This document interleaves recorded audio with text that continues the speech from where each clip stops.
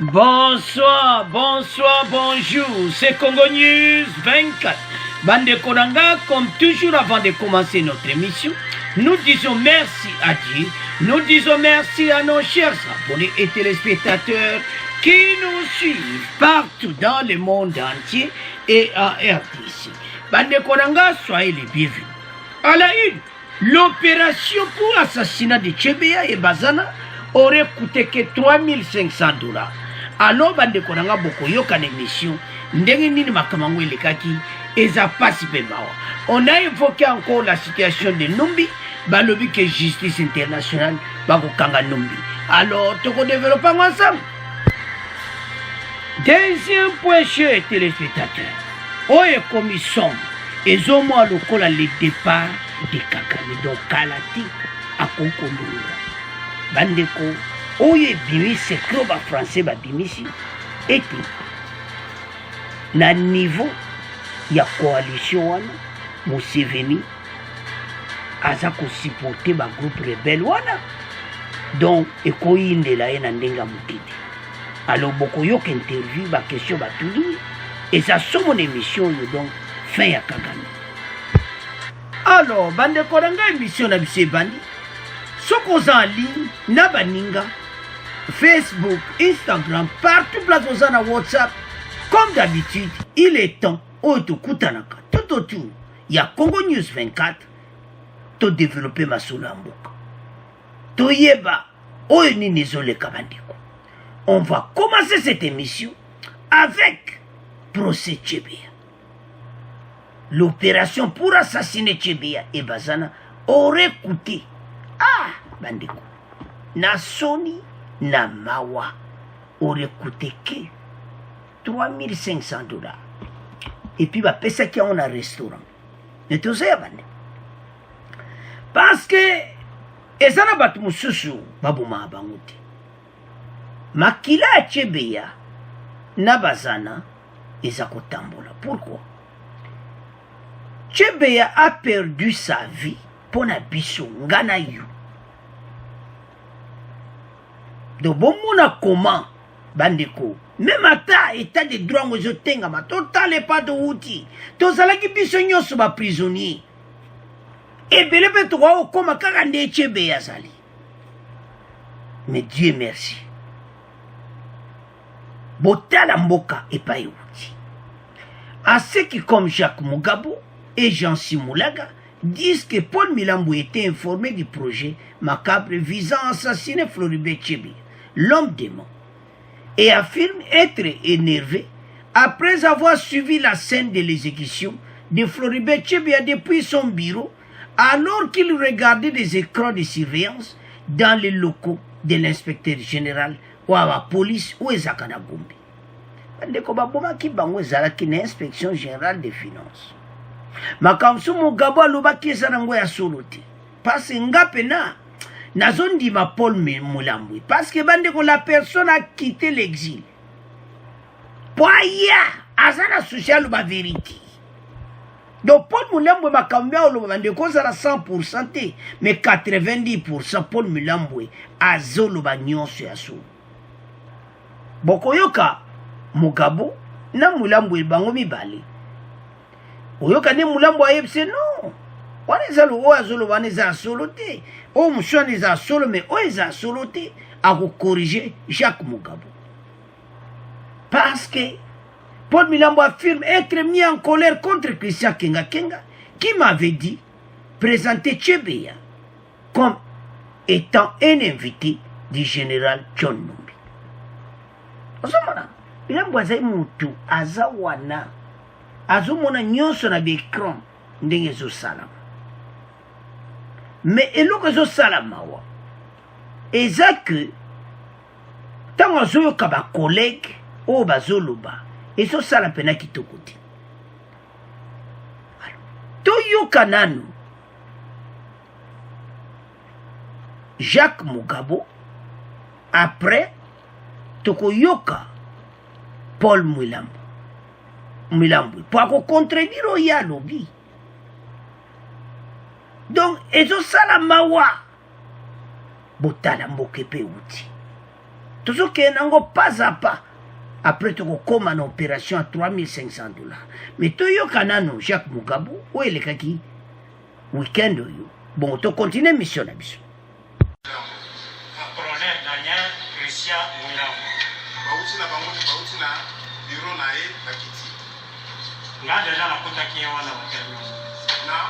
Nakuta kiye wana déjà na réception. Ça qui est na colonel major Mouilambo. Yo kukuta e na C. Oui, na kienai ko za mutuka. Okoko za mutuka. Alobaki ala fa passé. Alobaki ke tangu na ye akutaki chebea na maboko ya Christian bazalaki na colonel Daniel na major Mouilambwe ensemble Christian fesingai mutuel bonjour.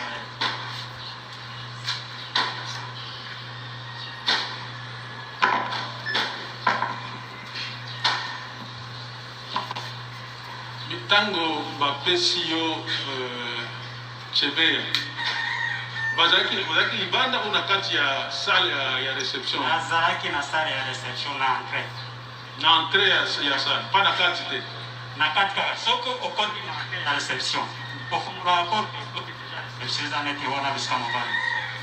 Est-ce que oyebi Jansi Moulambo est-ce que tango bapesi yo chebea batumisa to tango est-ce que Jansi azalaki monaki Jansi wana Jansi azalaki mupanzi mais avant opération wana ebanda Jansi balangola ye te toza na place oyo bapesi yo obi bapesi yo chebea obi botangi bato misato yango nalobi est-ce que Jansi azalaki omonaki Jansi wana ntango baza kopesa yo chebea te mon colonel aza précision ya Jansi te mais bato wana namonaki eza bango parce que Jansi azalaki na bilona ye mais ntango baza kopesa yo ye chebea yo ozalaki na bato boni bato na yo ya ozalaki exécution na azalaki na Dudu Saddam na je pas na vraiment avant bomema ye botie na kati ya mutuka bosalaki oyo opération obi ya kokagule place nini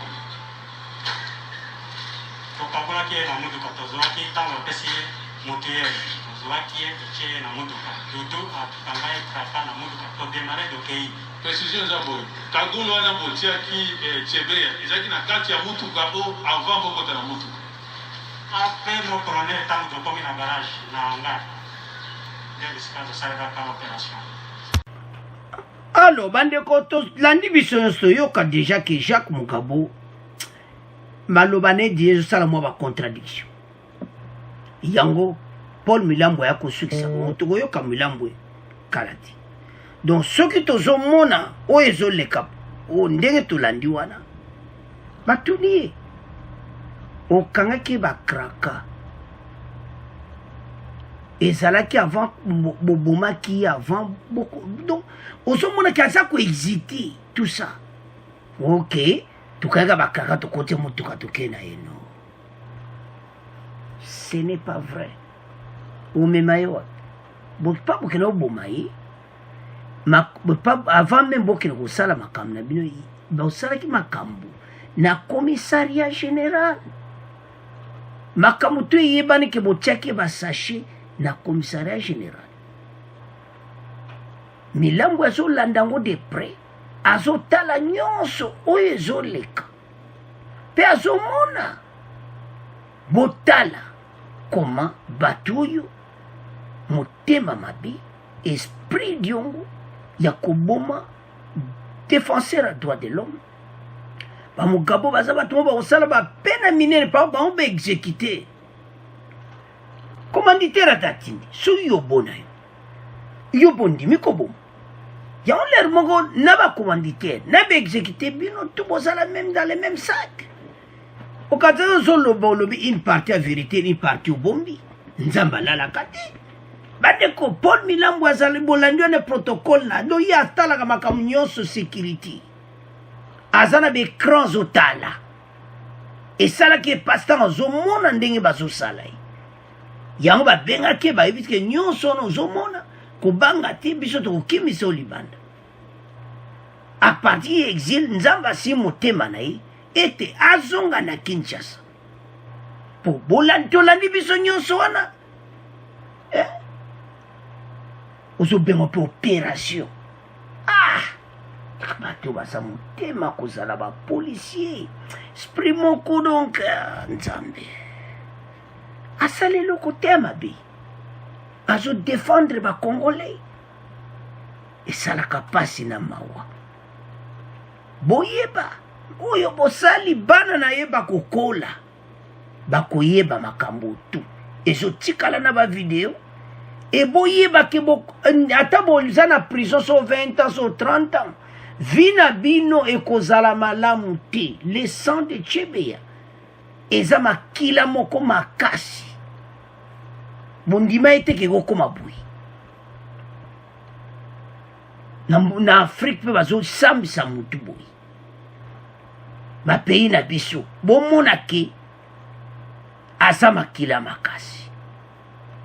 Et pas seulement ça, parce qu'il défendait les droits des Congolais. C'est là qu'il est camoté à Mabé contre l'État. C'est qu'on défendre les Congolais. Yango a payé prix au Yatiki Banana et na Moissinae. Ozo kapena Jacques Mugabo keba mom sozo kosa. Et ça mawa. Alors, pendant Toyoka, quelques commentaires et puis beaucoup yoka Paul Milambui ndeba utune pe ba question.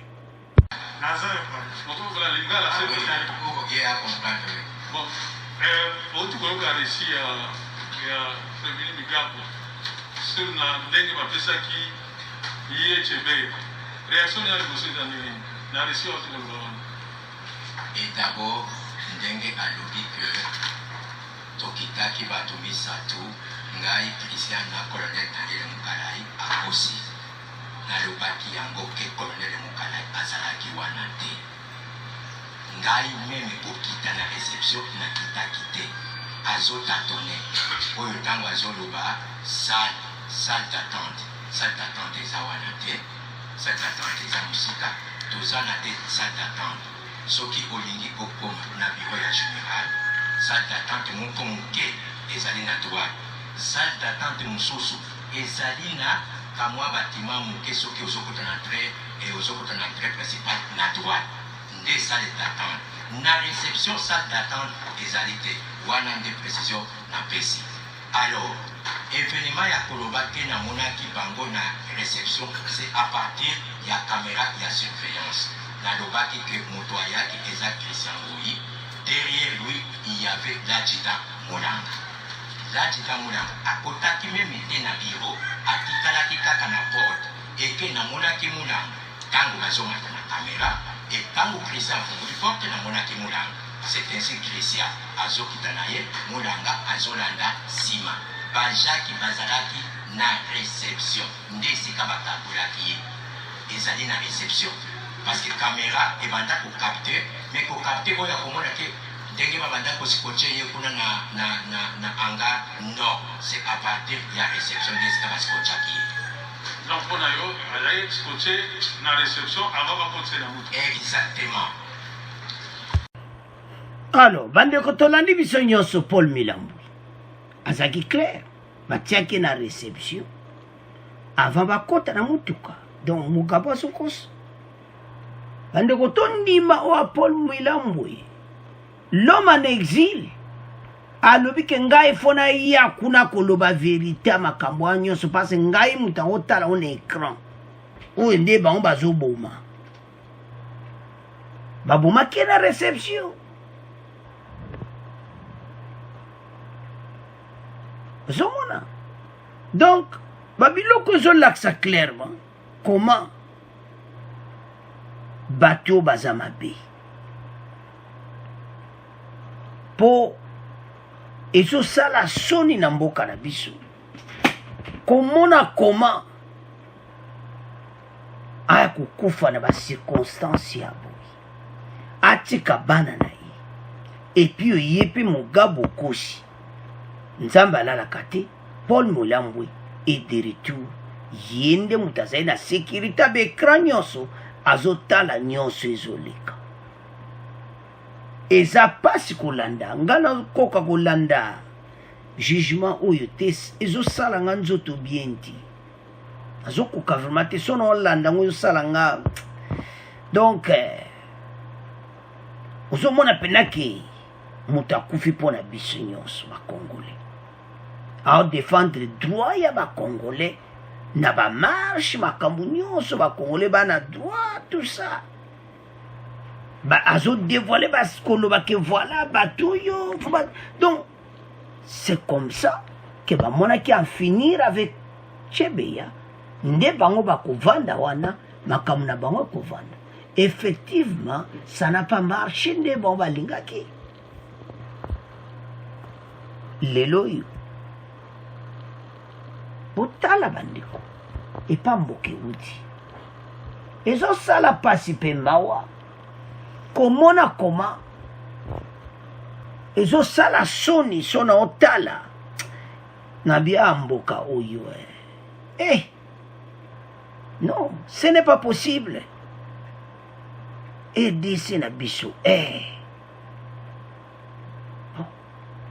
tozalaki na pasi mais lelo oyo toyosa bandeko même état de droit eza kotengama ndenge tozoyoka bandeko ebeli. Il y a des choses à arranger, il y a total point positif. Ndenge jugement zo salama, ezo mwana quand même que makambo salama te na mboka na biso. Mais soki zo salama tozo mona boyi. Bazo tanga bakonzi nyonso, bazo citer me bakabila na kati ya ba jugement. Tout ça, bozo mona te qu'il y a un changement bandeko nanga. Nete changement so tozo lukande nini. Mais malgré awa nazo côté la justice il y a des failles. Le problème tout le monde à chaque émission. Tout ça besoin on va changer. Bah mais qu'on doit la rigueur des choses. Parce que bateau nyonso côté Chebeya en tout cas bazo remercier justice militaire na ndeba osa musana ba. To landi wana ndeba tuna ba question.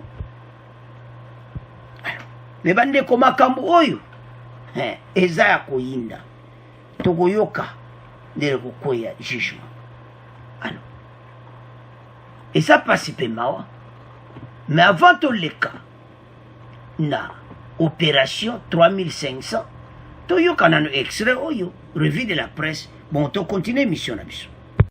La une de la presse cette semaine à Kinshasa. Dans la tempête des tropiques, un autre quotidien, affaire Chebeya Bazana, la confrontation Milambwe et Kenga est exigée. Selon ce journal, le procès du double assassinat des défenseurs des droits de l'homme de la Voix des Sans-Voix, siégeant au second degré, entre dans une phase décisive avec la comparution de Paul Milambwe, ancien chef de protocole et de sécurité à l'inspection générale de la police, sous John Numbi Banza Tambo.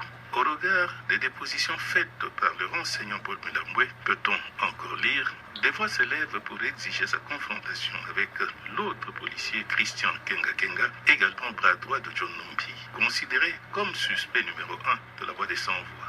Au cours de l'audience publique de mercredi dernier à la prison militaire de Ndolo, relève la tempête des tropiques, Paul Milambwe était resté constant dans sa déposition. Alors, bande koranga tolandi biso nyonso wana. Confrontation ya Milambwe na Kenga est important, mais Kenga zolingo lobati. Chef d'exécution, au penda a baboma. Oazaki na bango na réception. Yemta osala makambo tout opération nyonso po baboma. Mais zolinga kolobati. Banda babandi jugement zolobati. Donc eza mawato. Mais bazoluka ke ye penda aloba.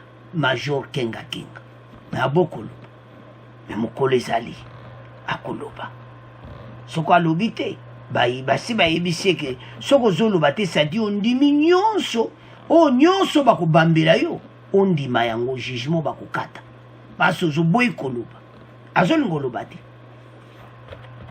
Alors so totala bandeko botala epa mboka na biso udi tolandi wana na revue de la presse. Donc situation oyo makambo tundenge leki semaine oyo bana mercredi nde bana jour batangi Kabila et jour oyo do ozomona ke makambo oyo eza ko avancer au jour les jours. Alors tokende directement na oyo lekaki ya mbongo wana ya $. Bandeko eza mawa soko tali $3,500 bakende kopesa colonel Mukalai na resto balobiki ya yebaki makambo nyonso ndenge nini bakoboma Tshebe. Donc ce que j'entends là, d'abord général Djadidja. Général Djadidja et pas bakena okunda bazana. Ndenge bakomi wana avant meto kenena bongo wana. Confronté au général Gélois Katanga Djadidja, supposé propriétaire de la concession ayant accueilli là depuis de Bazana, et dit Paul Milambo affirme que ce général était la deuxième personne à lui confier le corps de Bazana, était dans sa propriété. Abi a yebisaki Paul Milambo que Zota Bazana et Zana le Pangonaï. Autre fait révélé, l'opération Tshebe Bazana a coûté $3,500, déboursé par l'inspection générale de la police sur ordre de John Numbi.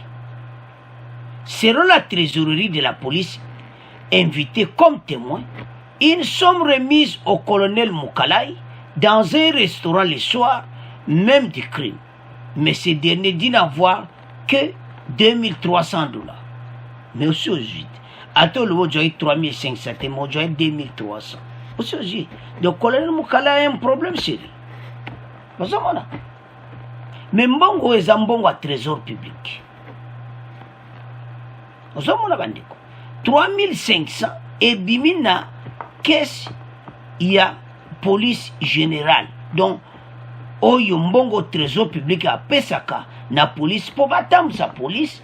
3,500 bongo à trésor public, Yangonde et Salima Solo pour Babouma, pour organiser l'exécution.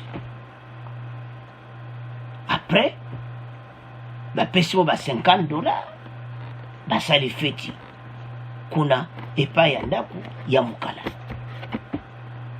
Donc, surtout total biloko aboyi, et zo sala passe. Colonel Mukala a un problème parce que Milamboui, bande kwa za tebe moko okile, ya zotala na ba nini wana nyonso. Ozomona? Azana azomona nyonso ezole ke sala ki pasi. Yangwana lobike Mugabe akosi, babomaki wana na réception. Babiloko bo bande ko ozomona mesono lo ba ponyo. Courage ezate. Et ça qui passe dans mon thème. Moi, je suis pena mawatu. Toke ce qu'on a John Numbi. Si John Numbi est à l'extérieur du pays, la justice internationale fera son travail. Botal en a droit à la photo. L'audience du vendredi 10 décembre, la question de l'éventuelle comparution de John Numbi, qui serait déjà en dehors du pays, s'est posée. Mais Eli Mbikai, avocat des partis civils, espère une suite à l'international. Il y a une justice internationale qui pourrait faire son travail. À l'objet, il faut lancer un Interpol international. La justice internationale, il faut côté Yazali. Voilà effectivement, la justice est en train de travailler. Si John Numbi est à l'extérieur du pays, il y a une justice internationale qui pourra toujours faire son travail. Un crime commis ne restera pas impuni. Ils peuvent nier, la Cour va tirer les conséquences de la concordance des aveux et de la concordance des dispositions, a déclaré Maître Eli Mbikai. Maître Eli Mbikai, avocat à partie civile côté Tshebe. Alors que justice internationale bakolanda Numbi côté Azali akoya ko samba. Donc lancement Interpol ils ont lancé ndega lobiana. Donc déjà ils ont lancé à la recherche de Numbi. Donc Kalate bako localiser côté Yaza akoya Kinshasa. Bande côté na procès Osaka na ngoti. Ba koti na kati occidentaux ba koti na ngo pour donde bazana non même Yemo Kabila a un problème sérieux, bango nyonso ba koti na makambo oyo. Alors, to landi ba vérité nyonso bandiko. Mais, kalate, tokoyoka, mokola verdict, mais balobi ke, il faut, numbi, à comparaître, lokola mouilambwaye, et tikali kaka numbi, moto bazoluka. Alors bandiko, c'est à ce point, tokomo clôturer premier point, tokomo kenna deuxième point. Chers téléspectateurs, avant même tous les cana point oyo ya Kagame, toyo kanano victoire oyo salamaki na semaine kaka ya liboso ya coalition. Bandeko dans une semaine, ba otage o bakangi, o ba libéré, bepi ba ADF o bakangi, ça chauffe déjà. Donc kaka na une semaine, frappe à une semaine, oyo et salami. Toyoka ki partout na be mission ke ba kangi membe oyo kango siko ba vérité nango. Alors sango zo kena ngambo mais tozo na pona déjà mo boulot koti na niveau ya Rwanda. Ba yokinde ba Uganda ba zo frapper koto. Mais kote kuneza sango. Alors toyoka nanu ba libération bon on continue mission na mission. Je vous disais en titre, 31 otages congolais ont été libérés, 34 terroristes ADF capturés et 4 bivouacs ennemis détruits. C'est le bilan préliminaire des frappes aériennes et de l'artillerie du 30 novembre dernier que les armées de la RDC et de l'Ouganda présentent dans un communiqué de presse daté du 10 décembre 2021. D'autres détails avec Billy Van Lutumba.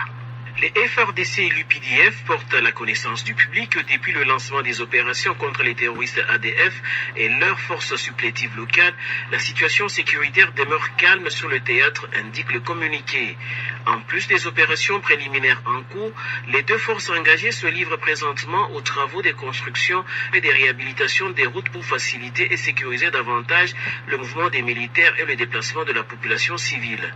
C'est particulièrement sur les axes Mbao-Kamangu et Nobili Kamango Semoliki Beni. En outre, poursuit le communiqué, en vue de fidéliser la population et combattre la propagande nocive distillée par les ADF et leurs alliés, les FRDC et l'UPDF ont lancé une vaste campagne de sensibilisation et installé des centres médicaux à Mukakati et Kakibombo dans le cadre des actions civilo-militaires qui portent déjà des fruits. L'UPDF et les FRDC précisent par ailleurs dans ce communiqué que dans la conduite des opérations, les unités respectent les droits de l'homme, le droit international humanitaire et les règles d'engagement. Alors, bande konanga tolandi biso nyonso. Donc ba frappe aérien wana et produire makambo ebele. Makama kitoko esalami. Alors lokwa makama kitoko esalami, coalition oyo ezokende musika bandeko. Yango boyoka sikoyo na pont ya suka nini ekosalama après ADF. Alors bandeko nanga tokomi na point na biso oyo ebomi mboka. Kagame accuse la coalition bandeko. Alobi que Museveni azo soutenir FDLR-RNC. Bandeko makambo wa minene kosala. Kagame azana kubanga kosaka na ngoti. Pasa zo comme aumona ngo clarté. Soki président de la République alobi ngo polele boy. Donc azomona ngo clarté. Le Rwanda surveille de près les opérations de l'armée ougandaise dans l'est de la RDC. Azomona pena clarté do base service à renseignement na bango de ezamo bulu. Est bayaya bazolinga basotise yaya oyo. Est bazolinga yaya oyo balongola ye. Citation ezamo. Est-ce que Museveni azana kati ya COP po yaya oyo balongola ye? Bandeko citation za mobulu kote Uganda eza kote ya Rwanda eza ya koningana. Donc déjà makelele bandi.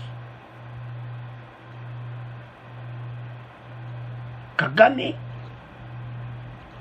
bandeko interview esalamaki na Uganda na Rwanda, je m'excuse, na Kigali, interview ya RFI, bango baza mal à l'aise o balobaka moyen ezate. Il n'y a pas de fumée sans feu. Avançons. Interrogé par RFI, la porte-parole du gouvernement rwandais, Yolande Makolo, assure que cette opération de l'armée ougandaise en RDC est une affaire qui concerne uniquement Kampala et Kinshasa. Mais elle précise que le Rwanda surveille l'évolution de la situation ainsi que ses éventuelles conséquences sur sa sécurité nationale, avant de conclure qu'il est dans l'intérêt de tout œuvre de la stabilité de la région. Makambo neza entre bango na Kinshasa. Mais pourquoi bozobanga? Bango bazomona que situation ya mobulu. Bandeko, peut-être vous connaissez, peut-être vous ne connaissez pas. Ouganda et Rwanda bazoyo bayokana kati. Bazana ba guerre oya bango moko. Et maintenant, Yaya Museveni a dit bah problème n'est tu à bisope, bazo beta ba bombe et tout ça. Yaya a monné que bazo chauffer voisin. Voisin zo kwanza mutu abime. Bandeko porte-parole à gouvernement va sali interview. Boloke bandeli wana. Les opérations des armées congolaises et ougandaises sont concentrées dans les territoires de Bénin, loin de la frontière rwandaise. Mais pour Kigali, il y a d'autres facteurs qui entrent en jeu. La facteur à vos amis. Au moins, soki mutono zaka makamu mabe pa baninga. Makanisi mabe pa baninga. Kosala baninga mabe. Alouan a mal à l'aise. Mais tout le monde qu'il y a quelque chose. Ce qui va élever voix. C'est-à-dire ma grande puissance baza si mama solo. Engayi. Bandeko bazana problème sérieux. Nde bazana bazana o balobaka un grand problème. Bazoye ba eloko nina kosala te parce que bazo mona ke situation eza mobulu pona bango. Bandeko komona kaya boye eye pembeni ya bino na frontière na région boza donc bozala kaka mal à l'aise. Yango na baza mal à l'aise parce que barebelle la bango FDLRN se bazana mboka na biso nana tinda ki bango kuna saki yemo kwa yebili kambo batinda ki bango kuna ezo sala yo passe pour quoi. Avançons. Bandeko oezabe interview problématique. Porte-parole du gouvernement rwandais Yolande Makolo. Si cela se limite à un combat contre les ADF, il n'y a pas de problème, explique une source proche des autorités rwandaises. Mais si l'Ouganda est tenté d'apporter un soutien à d'autres groupes armés présents en RDC et qui ont pour but de déstabiliser le Rwanda, là, ce sera problématique. Oh. Mais, donc, donc bino nde bosa en tout cas batu yo mama kamoneza la donc yo batu wana bazara mboka na biso yo za l'aise bazo tia biso mobulu yo za na yo à l'aise andeko tozana problème na mboka na biso ba troupe yo rwandaise FDLR za ba rebelle rwandais bazana mboka na biso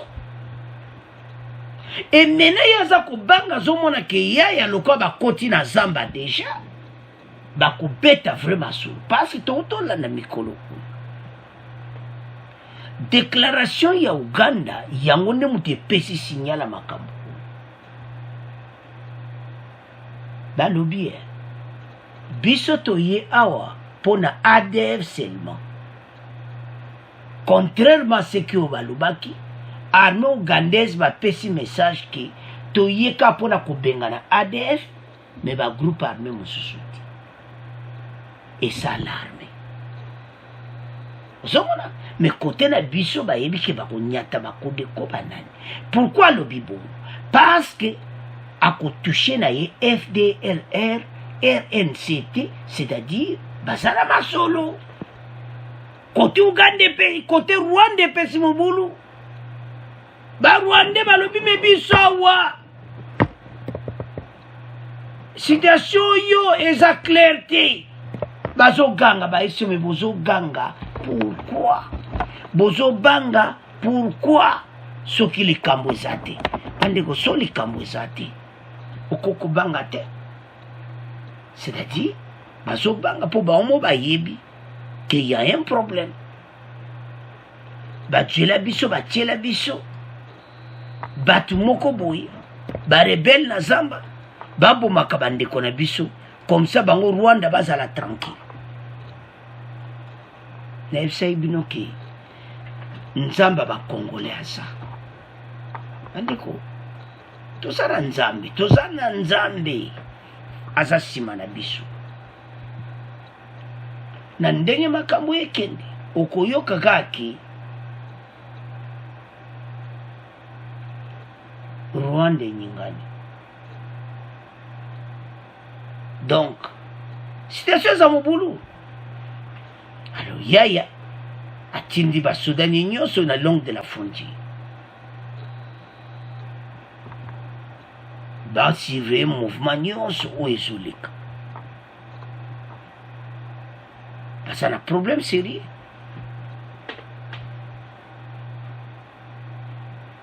Et kukugo salama. Ndenge umoni makamba musée salamaka.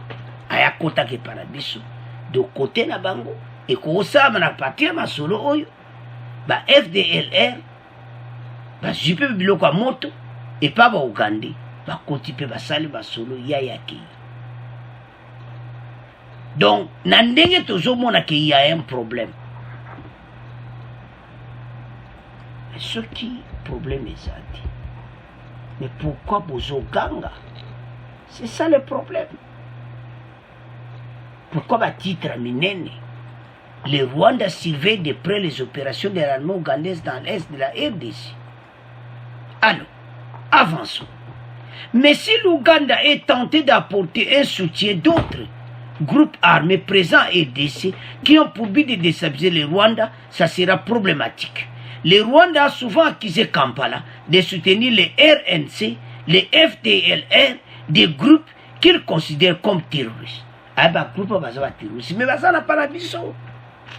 Biso nde banyama bavande pana biso boniko nzambe wadazali bosali biso mabe kozongela bino na marque mosusu bakongole bamoni pasi lelo bakomi kolela ke ndenge nini makambo ezoleka me ndenge nini ezoleka eza ya koyinda na émission. C'était à Kigali. Dans la presse locale, le ton est moins modéré. Un article d'opinion du journal pro-gouvernemental Rwanda, qui était presse, indique à ce sujet que le Rwanda a ses propres intérêts et qu'il s'est préparé à les défendre contre quiconque voudrait les menacer. Et ça y a Koinda et si Indi. Ah! Donc, on monique déjà qui? Baso menacé bino. Omoni ma bebo salaka biso. Tolobaki yango mutu nyonso salaka EDC mabe un jour kozongela yi. Donc c'est là bango bazomona ndenge groupe ndenge armée ougandaise bakoti.